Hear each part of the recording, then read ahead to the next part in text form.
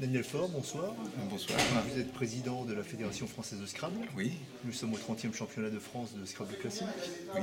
Quelle est votre impression après cette première journée? Mon impression, c'est que je m'attendais à ce qu'il y ait un tout petit peu plus de joueurs parce qu'on est en région parisienne et donc je sais qu'il y a quand même beaucoup de spécialistes et d'amateurs de classique en région parisienne. Sinon, moi, je retrouve l'ambiance des autres championnats, c'est-à-dire une ambiance conviviale, des déceptions parce que la chance n'est pas là, des joies parce qu'on a battu les adversaires. Bon, ça reste une formule quand même très conviviale et très sympathique de Scrabble.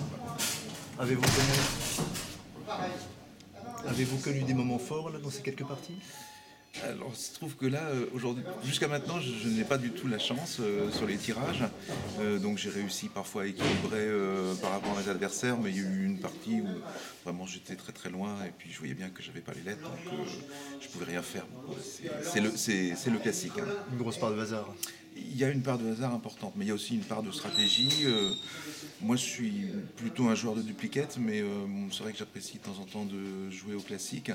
Et donc, sur 10 parties, je me rends compte que peut-être il y a une ou deux parties où j'ai pu gagner ou perdre parce que justement, j'ai pas eu la bonne stratégie par rapport à l'adversaire. Donc, ça, c'est un facteur intéressant. Important. Après, bon, quand on a vraiment les lettres, donc on a beaucoup d'avantages sur l'adversaire, bon, on est content de gagner, mais c'est un petit peu moins intéressant, je dirais.